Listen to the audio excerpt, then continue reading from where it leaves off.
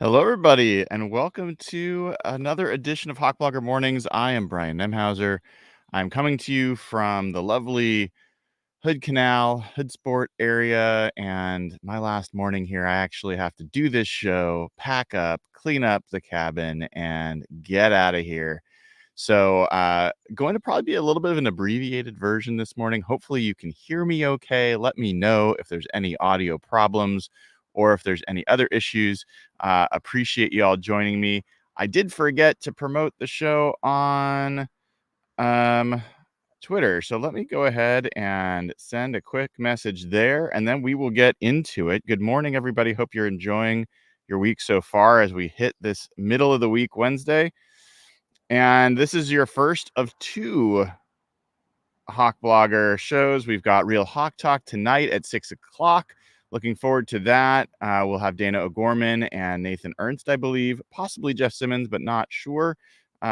So let's get this out there.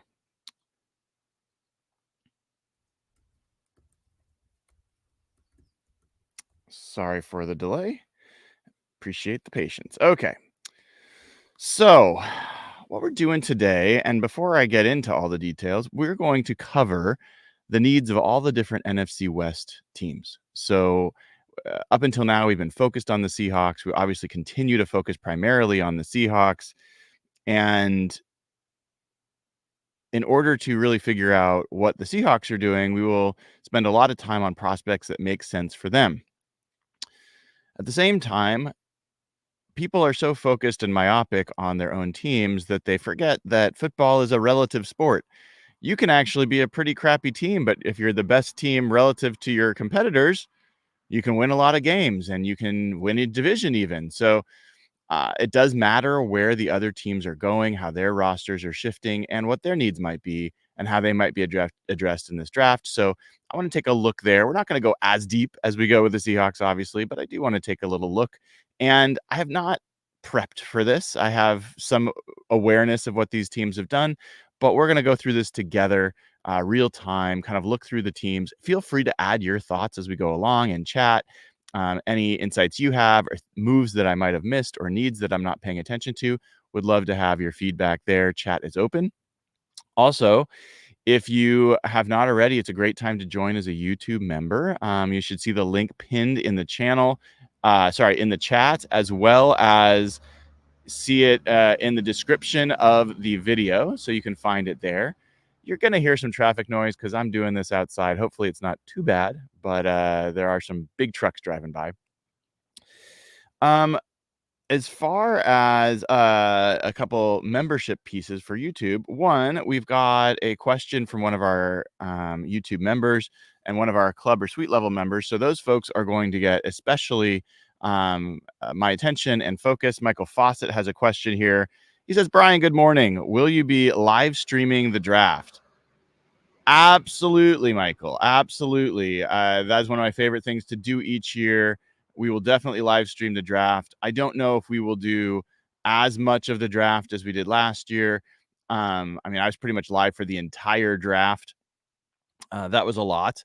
But I do expect to be live certainly this year, and we'll kind of see how things are going to depend on how much we will be on for. But yeah, I mean, this is a big year for the Seahawks. A lot of things going on there, and appreciate that. Oh, and a super chat from Odium. These morning sessions have been great. Just some fantastic guests. Well, I appreciate that, Odium. A guest that I have not yet scheduled, but I wanted you to be aware of, Aaron Schatz of Football Insiders, is someone I've loved his work for a long time. I think Football Outsiders was a great site. Very sad to have seen that its demise. And he'll be coming on, not this week, but in a coming week. We'll also have Brady Henderson back. We'll have Mitch Levy back. We'll have a lot of folks back. So a lot of good stuff going on there. There were one of the benefits of being either a club level or a suite level YouTube member is I'm going to take questions from those folks. And for that community this morning, I posted out, or actually yesterday, if you had any questions, and there were a couple questions. So I wanted to get to them. One comes from Joey Tesla. And it says, what is your projection on a realistic trade down values with your deep dive into this year's draft? What players do you think teams may be willing to move up from 20 to 26 range and give up their second round selection? Thanks for all your dedicated work on your Hawk Talk this offseason. Well, thank you, Joey Tesla, for being a club level or suite level YouTube member. So, I'm not going to go in real time here and look at all the trade value charts because it's a little boring, to be honest, for people to listen to me do that. But what I do think is the teams that I think are good potential partners for the Seahawks.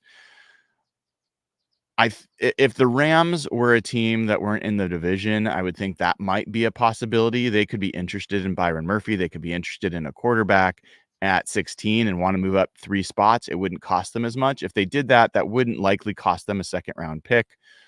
That also makes it a little less appealing for the Seahawks, but it also is a shorter move back, so they still could get a lot of the same players that they might be interested in. I think where it gets more interesting is 21. That is the Miami Dolphins. There's been some persistent rumors that Michael Penix Jr. might be a really good fit for their system, for Mike McDaniel's system, and that they have not extended Tua. And so if he's available at 16, the Dolphins certainly have some second round pick value that could make sense for the Seahawks. After that, I think you look at a team like the Philadelphia Eagles, who have 2 second round picks at 50 and 53. They could be a realistic trade back option. And then also the Green Bay Packers, who have a treasure trove of top 100 picks. They're at 25. They could trade back. One dark horse I will put out there, and it may not thrill people because it's pretty late in the draft, or maybe I'll say 2 dark horses, but one for sure. I wonder about the Kansas City Chiefs sitting there at 32. They could find a receiver that they love, fall at 16, and want to package the 32nd pick and the 64th pick, last pick of the second round. And Seahawks could potentially also get more than that from them, whether it's more picks this year or a pick next year. That's a team that obviously has enough to already win a Super Bowl. They can afford to snipe specific players. So I do think there's potential that the Chiefs might do that. There's been some talk of the Bills now that they've moved on from Stephon Diggs that they might be a team that wants to move up. I'm not sure if they've got enough, the ammunition that the Seahawks will want, but those are the few of the teams that kind of jump to mind for me. So I think I answered those questions. Given the Knicks, and the next question comes from 12th Man North 11. Given the Knicks, Bo Nix and Spencer Rattler QB visits, which would you rather if both picks were both available at 81? That's a great question. Here's where I am on Knicks. I really feel like Knicks has a ceiling of a capable starter and is more likely to be a very capable career backup. I don't see him being a franchise level quarterback. I just don't see the arm talent to do that. And I think he would need to be in just exactly the right system to do something like that. Brock Purdy doesn't have a lot of arm strength, but he plays with great anticipation, good accuracy, good creativity on the move. I'm not even convinced that Bo Nix is as good of an accurate of a passer as Purdy is when he's on the move. Purdy's a pretty good improviser. I think of Nix as a very durable, smart, capable quarterback that can scramble and get you some yards with his legs as well. He's tough, coach's son, but he's also 24, 6-year starter. So I just don't see the dynamic side of his game to where I'd be super excited about taking him with a 3rd round pick. Spencer Rattler, I haven't spent as much time on, and I know that Rob Staten's a huge fan. I know that Griffin Sturgeon is a big fan, who we've had on our mock draft or our draft roundtable. He certainly has the skill set. So as far as upside, he has much more upside than a guy like Bo Nix from my perspective. So in that sense, I guess I'd prefer Rattler in that situation. I'm not super enamored with either. So if I was to have to pick one, I guess I would pick Rattler. Appreciate the questions. I will also let you know, Suite Level folks got a treat this morning, a monster draft guide that I shared with them. But that's only for Suite Level members, and I hope those folks are enjoying that as the day's going on. Okay. So the point of today's show is to get into detail around other teams in the division, specifically in the NFC West, and what are their needs? How are they doing? Of course, the first team I think we need to spend some time on is, well, let me think about it this way. Let me do this. I will give you a grading system that I'm going to use for need, and we'll go through the Seahawks first very rapidly by position group, and I will in real time give you what I think the level of need is. And let's do a 10-point scale just for fun, and I'm going to actually track this. Let me go ahead and open I'm going to go ahead and open a new Google Sheet, and I am going to create for each team their level of need. And I know this is super exciting to listen to and hear, but just give me 1 second. I think it will be worth it. And we're going to go through QB, running back, wide receiver, tight end, offensive line, defensive line. Let's go defensive tackle, edge, linebacker, off-ball linebacker, cornerback, safety. Okay, I think that's all the position groups, but you guys will tell me if I'm wrong.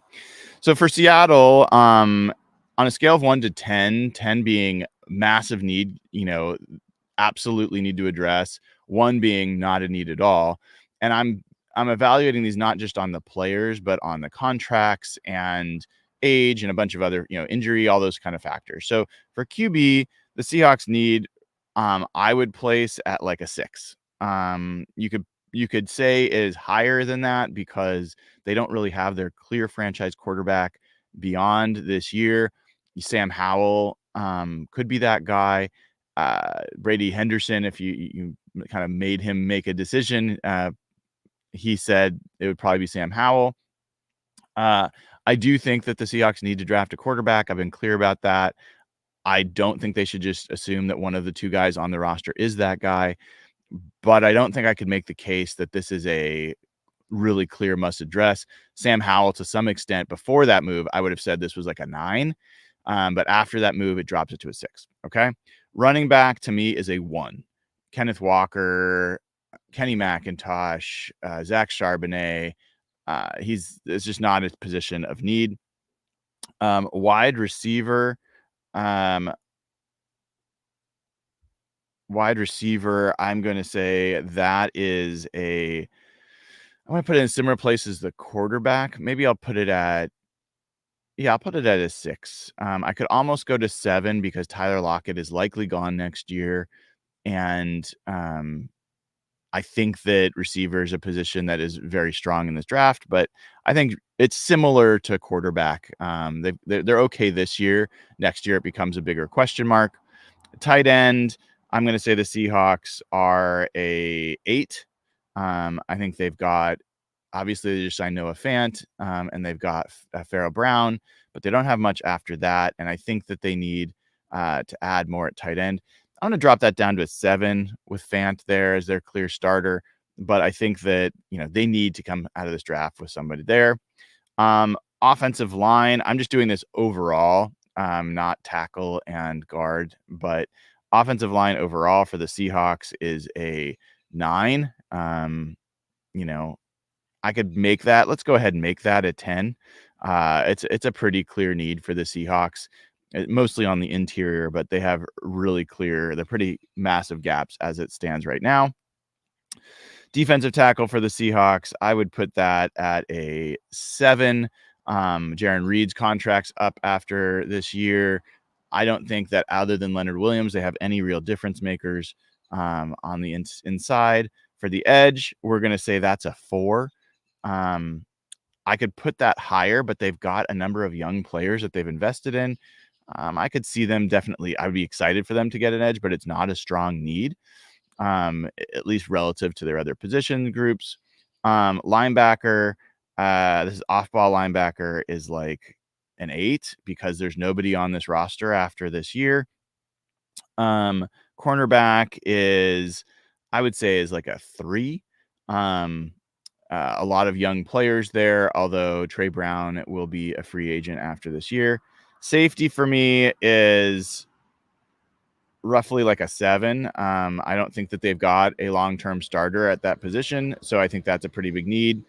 And I could adjust all these up or down. So, these are kind of off the cuff, and I'm sure that folks would potentially quibble with some of these. So let's go through with the 49ers first and talk about where they are with their roster. Let's talk about some comings and goings.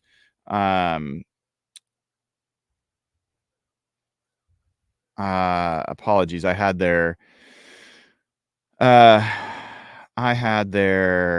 roster up, but I don't have all their different moves. So,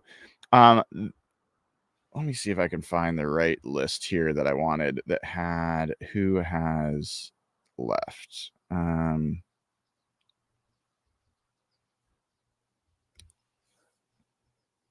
Let's see if this is the right place to go.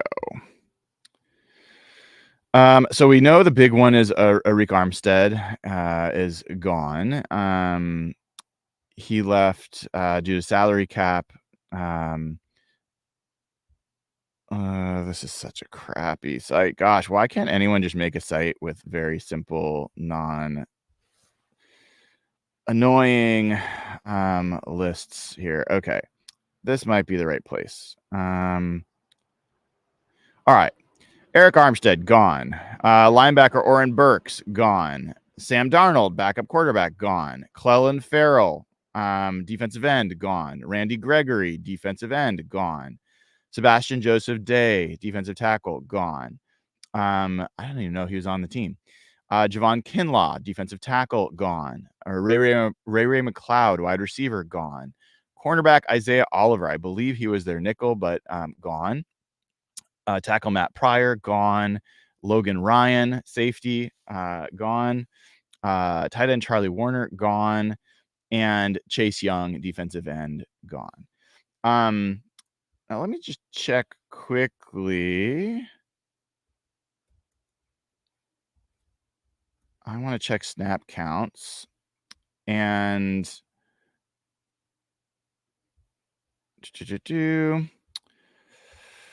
I'm going to go a little deeper on the 49ers probably than I will go with the other teams, but let's just look here. Total snaps. So of the guys I mentioned, Eric Armstead played 661 snaps. That was 8th most on the defense. That was the most of the guys that are gone. Javon Kinlaw played 544 snaps. So that's a decent amount as well. Isaiah Oliver was the guy I wanted to look at. He played 503 snaps for them. So that's quite a bit of snaps at the cornerback position. Chase Young played 484 snaps. Clelin Ferrell played 471 snaps. Oren Burks actually played quite a few at linebacker, 433. Randy Gregory, 334. Logan Ryan, 268.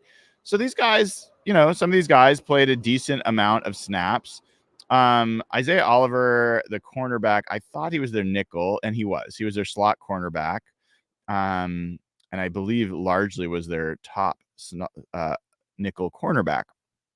So that's on defense. On offense, let me just double check. I don't know that they lost a lot of folks with significant snap counts on offense. I think they're pretty stable on offense. I thought John Feliciano might have gone, but he wasn't listed in this as leaving. I think maybe he is still a free agent. So has not officially left, but is a free agent. Let me just double check 49ers unrestricted free agents. 1 second.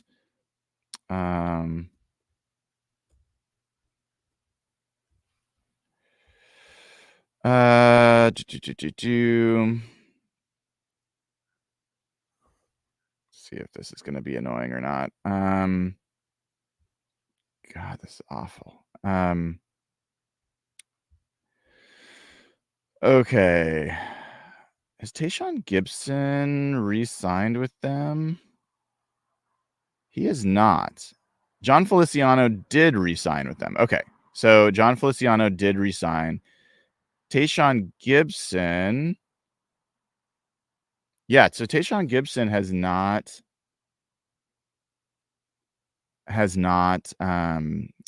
re-signed yet. That's interesting. And Ross Dwelley has not re-signed yet. They also had demonstrated some interest in a few players, which should give us some keys about where their interest lies. They were interested in safety Julian Blackmon, although he re-signed with the Colts. They were interested in safety Rayshawn Jenkins, who signed with the Seahawks. They actually did sign Eric Kendricks, or thought they did, the linebacker, but then he decided to sign with the Cowboys. So linebacker is clearly an area of interest. We'll talk about some signings they did. Christian Wilkins was a guy that they had interest in, but obviously he signed elsewhere. He's a defensive tackle. And then Brock Wright was a tight end they were interested in. He signed with returned to the Lions. Who did they add? So they added at linebacker, instead of Eric Hendricks, they added Devondre Campbell, veteran off-ball linebacker. And why are they interested in linebacker? Because Drake Greenlaw ruptured his Achilles tendon in the Super Bowl. No telling exactly when he'll be back. Some people say he'll be back for the beginning of the season, but that seems crazy to me. Who knows? I never thought Jordan Brooks would be back from an ACL as quickly as he did. Achilles are a little different, but we will find out. So that's why they have Devondre Campbell. They did sign Josh Dobbs as a backup quarterback. That's an interesting signing. Defensive tackle Jordan Elliott from the Browns. Defensive end Yetur Gross-Matos from the Panthers. Leonard Floyd, probably their biggest free agent addition, defensive end from the Bills. They did sign Chase Lucas, cornerback from the Lions. Brandon Parker from the Raiders on the offensive line. Tight end Eric Saubert from the Texans. Running back Patrick Taylor Jr. from the Packers. Linebacker Ezekiel Turner from the Cardinals. And cornerback Isaac Yiadom from the Saints. So they also, an important addition is they acquired Malik Collins, defensive tackle, in a trade with the Texans. So from there, the other things of note, they did bring back Brandon Allen, backup quarterback. So they have a couple quarterbacks there now. Ben Barch, offensive lineman. Chris Conley, wide receiver. They did, as I said, re-sign John Feliciano. Linebacker Demetrius Flanagan Fowles, and defensive tackle Kevin Givens. They have extended a second-round tender on Jawan Jennings. He is a restricted free agent. I think the expectation is he will be back, but I don't think that is final as of now. So when I look at the 49ers and I look at their roster, I am interested. I'm looking also at their. Let me hold up one thing here. Okay. They have certain guys aging. Getting to the point where they're a little bit older on the roster that I think affects their needs. So I'm just pulling up one piece here. Okay. So of the guys that they added, I think Devondre Campbell profiles as a starter. They'll come in for Dre Greenlaw. Leonard Floyd will likely take over for what was Chase Young. Malik Collins will take over for Eric Armstead. So a lot of the changes that are meaningful are on the defensive side of the ball. I think for nickel corner, I guess Chase Lucas from Detroit is someone who could play that position, but I think Isaac Yiadom also may be somebody that will be in the mix for that. But I think nickel corner is an issue. And if I look overall at what's gone on, you know, they did, they do have Trent Williams, who is, believe it or not, um, 35 years old, and I think, was injured a lot last year and has been injured more and more, and I think his level of play has dropped a little bit. So I do believe left tackle is an area of potential need. Brandon Ayuk is the big question mark. He almost clearly wants to leave the 49ers, but they have not been interested in trading him so far. He will be, in the last year of his deal, and if he does not sign an extension, this would be the last year with the 49ers.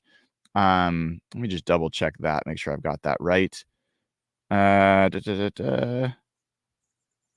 Yeah, that's correct. So, that's another area where there's some question. Deebo Samuel is one of those guys that's getting a little bit older. He's 28 now, so he's not old, but getting up there, especially for a guy that plays as physically as he does. Juwan Jennings, who they're a big fan of, is younger. He's 26. Juwan Jennings is like the oldest young guy. I mean, he looks like he's 35, but younger.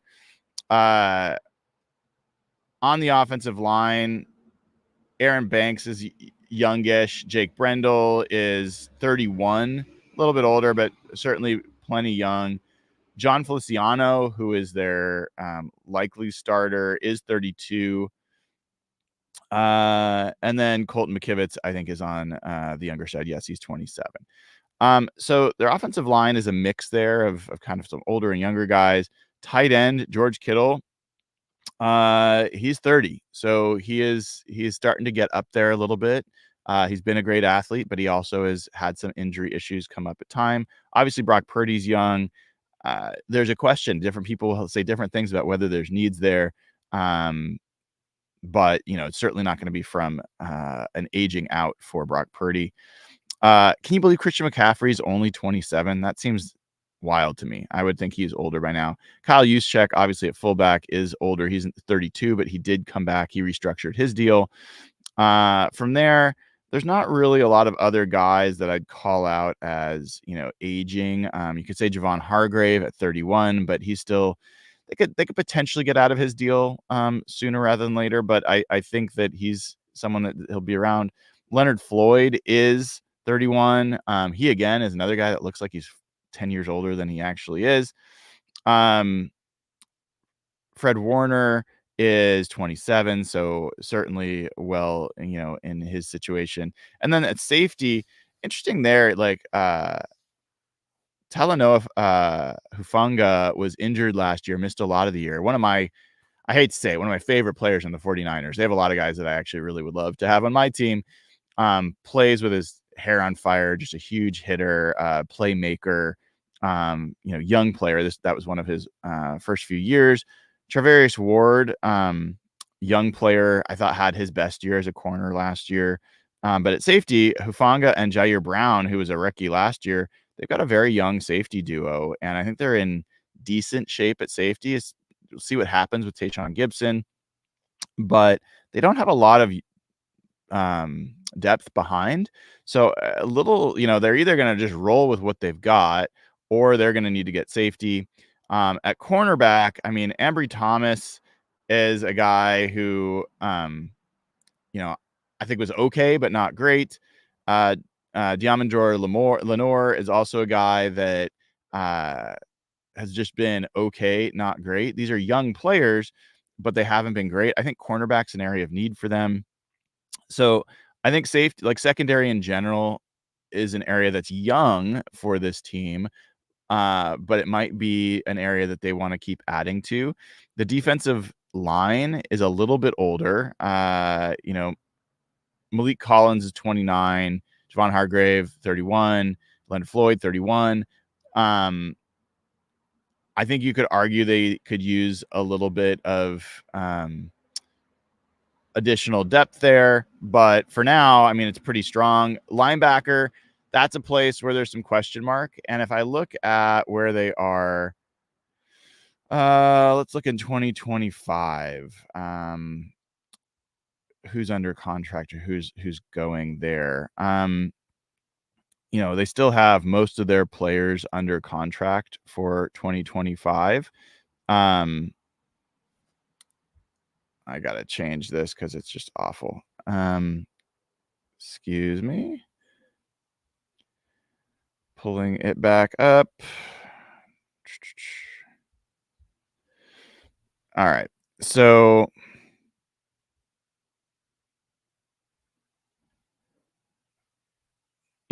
still under contract for 2025, Trent Williams, Deebo Samuel, Travarius Ward, Nick Bosa, Christian McCaffrey, Fred Warner, George Kittle, Dre Greenlaw, Javon Hargrave, Malik Collins, Kyle Juszczyk, Leonard Floyd. So they've got a lot of these guys still under contract for next year. Actually, Dre Greenlaw has a void year. So I do believe.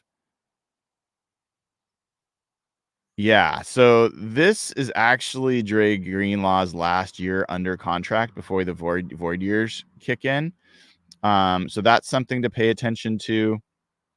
It seems like they use void years. Travarius Ward also will be a void year next year. So this is his last year. So again, that's a potential question mark. Devondre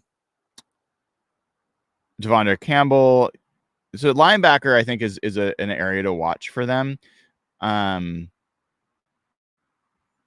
Just checking out any other pieces here that jump out to me. And so when I look at, let's just see if I've got this.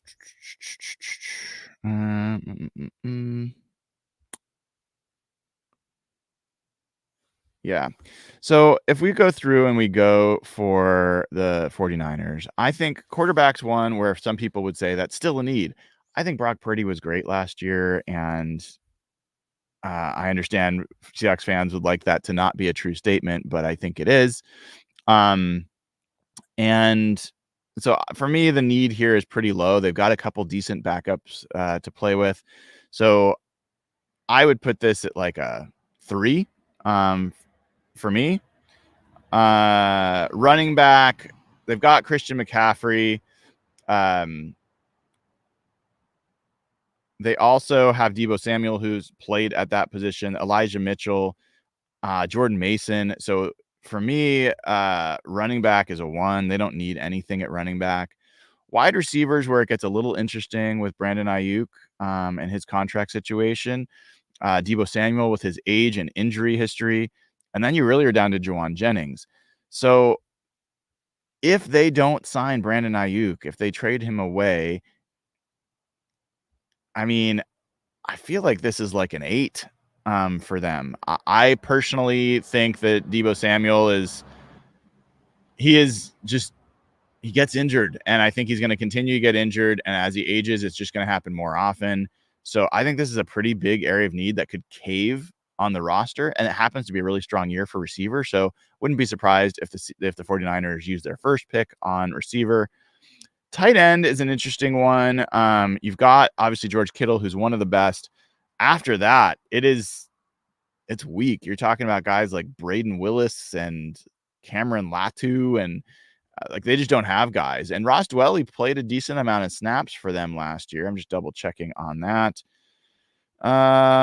Make sure I'm not lying. No, I am totally lying. Ross Dwelley played 76 snaps last year. So I could have sworn he played more.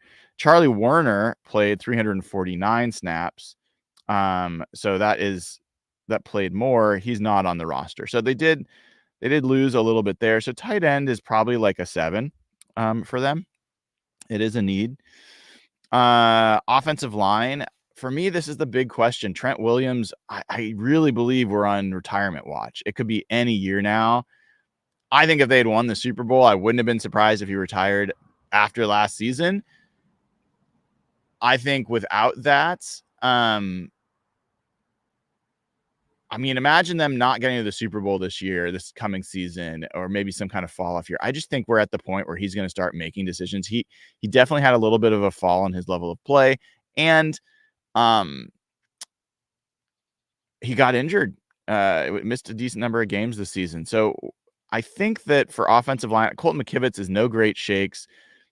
I don't know that they have a great player at any spot in their line other than Trent Williams. It's a good line. It's played well together. I think the offensive line for them, I'd put it like an 8. Now, that's probably a little controversial for some, but Trent Williams is the foundation of that entire team. When he goes, I think that team drops significantly. I think it's going to kill Brock Purdy's production. I think it's going to hurt Christian McCaffrey's production. All that will hurt the receivers' production. All of that will hurt the way the defense has to be on the field. So I just think they have to get a tackle. It wouldn't surprise me if I had to pick one position for them most likely to spend their first round pick on, if there's a tackle there that they like, I think they go and get him. I think they need to have a tackle in waiting that can step up. This is the draft to go do it. So I think it's a pretty big need. Receivers right there, but it's just not as important of a position. So I think tackle's their big need. Defensive tackle, not a huge need. They're a little bit older there, but I'd put that at like a 4. I mean, I don't think they're as strong as they were when they had Eric Armstead, but certainly okay overall. Edge, that is probably a 3 with Leonard Floyd and with Nick Bosa. They've got what they need there for at least the next couple years. So I don't think they're going to go for an edge in this draft. Linebacker, this one's interesting with Greenlaw in the last year of his deal, with Devondre Campbell basically being on a 1-year deal. They have a need there. It's not a great draft to have need, but they have need. I'd put this at like a 6. They don't need it for this year necessarily, but they're going to need to be looking to draft a linebacker. With Fred Warner, he's one of the best, so they've got him for a while. Cornerback, also interesting, if Travarius Ward's on the last year of his deal, and they lost their nickel corner. They added some there. I'm not as big on their cornerback group other than Ward, I think played really well. I'd say this is like a 5. Could go higher than that. Safety, like I liked the way Jair Brown played last year. I thought he was a pretty decent get for them with one of the comp picks that they got in the 3rd round. Hufanga's been an all-pro. Both young players. They don't have much behind them. So I guess I'd put this at like a 3. I think they're pretty fine there. So as far as needs go, I think the key needs for the 49ers, we talked about it. Offensive line, to me, specifically left tackle, is the biggest need. I think wide receiver is the next biggest need. And that could really escalate if Brandon Ayuk is traded. And then tight end is up there as well as probably their 3rd largest need. Okay, we're going to keep going through. We're not going to spend as much time on the others because, as I said, I've got to get packing to get out of here on time. So let's just move on to the Los Angeles Rams, who for my money, have had maybe the best offseason of any team. I hate to say it, but I love what they've done this offseason, and I think they're really set up well to continue to advance and for how they're going to approach this draft. So let me see if I can get 1 second, folks. Rams departures.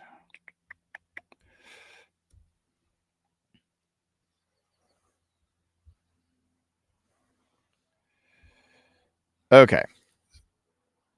So, I'm not sure if this is right or not. Okay.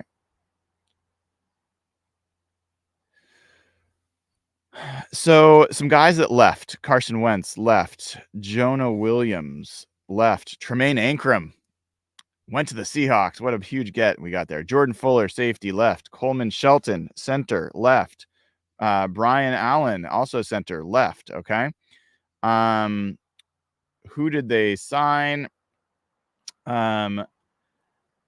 They signed quite a few people. Tre'Davious White, cornerback. They signed Jimmy Garoppolo, backup quarterback. They signed Cameron Curl, safety, very good starting safety. They signed Colby Parkinson, should be a familiar name, tight end. They signed Jonah Jackson, who is my top free agent target for the Seahawks, at guard. And they re-signed Darius Williams, who had left at corner. So they signed 2 starting corners. They signed a starting safety. They signed a tight end that will be like at least tight end 2 on their roster, and they signed a starting guard. So a lot of starters that they added, a lot of them, on both sides of the ball. And I'm just double checking here. Yeah, I mean, that's at least 4 starters, depending on how Colby Parkinson plays relative to Tyler Higbee.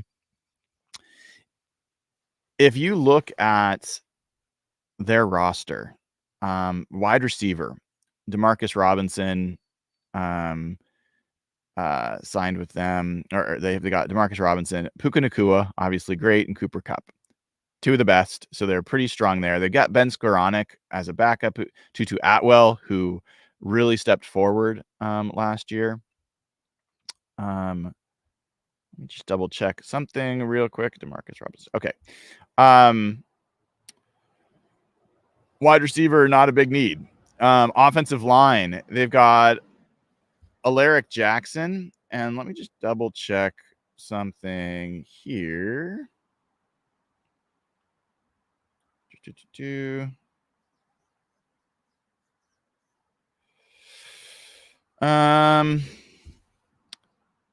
Alaric Jackson is just 25. He's a young guy.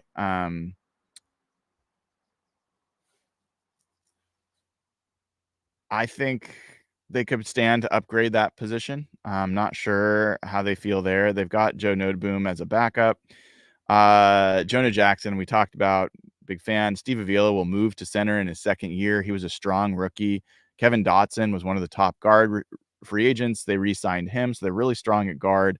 And then they got Rob Havenstein at right tackle. So their offensive line is in pretty good shape. I think you could say if they could get a new left tackle and the good draft to do that, that could be a really good line for a long time. They're doing exactly what I wish the Seahawks had done, which is really build a great, young, talented offensive line. They're a left tackle away from that. Maybe they think Alaric Jackson is that guy. He wasn't awful, but this might be a draft to really go and get, someone great. They'd be a really interesting team for a guy like Amarius Mims or something like that, who is he's shown top shelf upside as a tackle, but maybe has to develop a little bit more. He could be a huge home run for them. Someone like that might be interesting. Tight end, we talked about Tyler Higbee, Colby Parkinson. It's not a big need for them there. Quarterback Matthew Stafford. This is where it gets interesting. So they drafted Stetson Bennett last year in the later rounds. He supposedly had a decent training camp and preseason, but I don't think he's your starter or future starter. So I do think with Matthew Stafford at what is he, 35, 36, you need to be planning for what's next. I think, and they also showed strong interest in Sam Howell. There's reason to believe that the Rams are going to draft a young quarterback for sure. Running back, they've got Kyron Williams, who was great last year. Ronnie Rivers is a backup. You could say that maybe they need a little bit more there, but they're in decent shape. On defensive end, Dejuan Johnson. I have no idea who that is. Let me double check and see if I can get any information on him. He played 105 snaps last year, so don't know. That's not great for them. Bobby Brown the third. I don't know as much about him either. He played 335 snaps last year. Actually had some decent level of play. So he's a little bit, this is going into his 4th year. So a little bit, last year of his deal. Kobe Turner obviously was great last year, young player, also defensive tackle. Outside linebacker Michael Hoyt.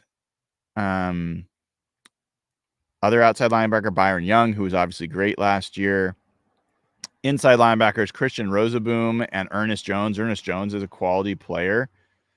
But you can see some of these gaps. So linebacker edge seems like a really big one. Cornerback, pretty strong, to be honest. You got Darius Williams and Tre'Davious White. Tre'Davious White's an injury concern, but you got him. Kobe Durant, I like. Cameron McCutcheon, like they've got some guys there. Safeties, Cameron Curl and then Russ Yeast. I don't know about. I mean, Russ Yeast was a starter last year, not a great player. So safety's probably a position that they could do to add another player. Nickelback, Quentin Lake. So you see some of the areas where they're a little bit weaker. Quentin Lake wasn't bad last year. So as I go through and I look at the Rams, quarterback is like an 8. 36-year-old Matthew Stafford was fantastic last year, but they need to get better there. Running back, it's like a 5. I think they could get a backup. I mean, that's for a backup. They don't need a starter. Maybe I'll put that down to a 4. Receiver is like a 2. I don't think it's critical. They could obviously add another one, but because Cooper Kupp and Puka Nacua play specific positions, Tutu Atwell's, I think they're pretty good there. Tight end is like a 1. I think they're well, I don't know if they have any blocking tight ends, so I didn't look that closely. Offensive line, depending on how you think about Alaric Jackson, I think they're pretty strong there, but I guess you could say I'm going to put that at a 5 for them. Defensive tackle. This is one where I do feel like they need some help. So I'm going to put that at like a 6. Edge seems like a real issue. Edge seems like a real issue. You got Byron Young, but then Michael Hoyt is not great. They just don't have anybody else. So edge to me is like a 9. I mean, almost, I'm going to just put that at a 10. I mean, I really, because they've got Byron Young, I will make it a 9, but still it's a big need. Linebacker, I think that's a pretty big one. That's like an 8. Again, Michael Hoyt's nobody. Christian Rosenboom, not really anybody. They need linebacker. Cornerback, I think, is in pretty good shape. I'm going to put that at like a 3. Safety with Yeast, I think they could definitely look to replace him. So I'm going to put that at like a 7. So as much as they have a lot of guys on the, coming forward on that roster, if Matthew Stafford still is pretty old, and if he breaks down, that team just falls apart. So that's one thing. 2, offensive wise, they're set up pretty well for a young quarterback. They've got a good offensive line. If they can get the left tackle position nailed down, they could be in really good shape, especially Sean McVay calling plays. Defensively, they hit some good guys, but they lost Aaron Donald. That's a pretty big deal, obviously. And so I think edge and linebacker are huge needs for this team. So I wouldn't be surprised to see them go edge. This is a team that we should be thinking about for Jared Verse in the first round, sitting there at 19. Byron Murphy, obviously, is a guy that has been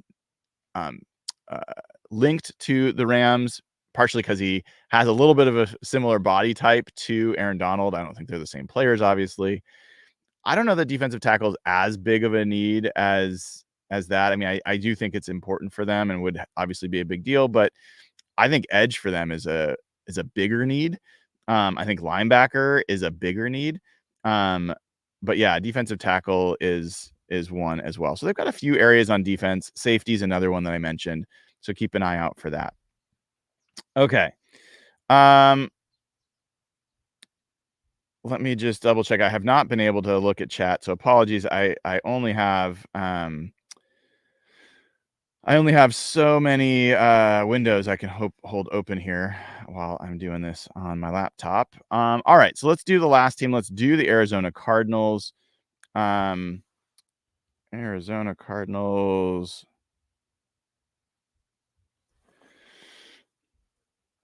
All right.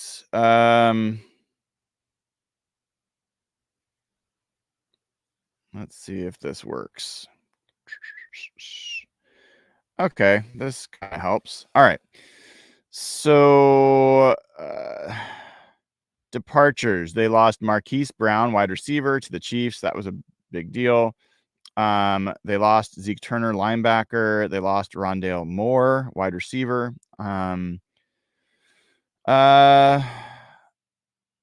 They lost Antonio Hamilton, a cornerback.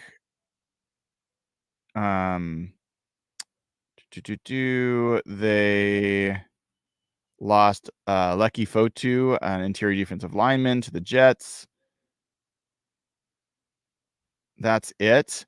They added Justin Jones, interior defensive lineman. They added Bilal Nichols, interior defensive lineman. They added Jonah Williams, a left tackle from the Bengals. They added Sean Murphy-Bunting, a cornerback from the Titans. They added Evan Brown, a center from the Seahawks. They added Mac Wilson, wide receiver from the Patriots. They added Desmond Ridder, backup quarterback from the Falcons. They added Chris Moore, wide receiver from the Titans. They added DJ Dallas. Enjoy that, guys, from the Seahawks. And they added Kairis Tonga, interior defensive lineman from the Vikings. So they added 3 interior defensive linemen, clearly an area where they have struggled. And if we look at their depth chart as it stands, this is not a good team. So they have a lot of needs. I mean, you're talking about their defensive end group being Bilal Nichols, LJ Collier, Phil Hoskins, Justin Jones, Dante Stills, and Ben Still. I mean, that is not good. Their interior at nose tackle, they've got Tonga. I think that they could be in the market for, they obviously signed a bunch of interior defensive linemen. It's basically a whole new starting defensive line with Nichols, Tonga, and Jones. And then linebacker, you've got Zaven Collins, Kaiser White, Chris Barnes, Dennis Gardeck. It's not the strongest group just almost anywhere in the front 7. So I think that's a challenge. And sorry, folks, I'm seeing my son wandering around. I have to decide if I'm going to go deal with this. Give me a second. I'll be right back, and then enjoy the view while I take a quick break.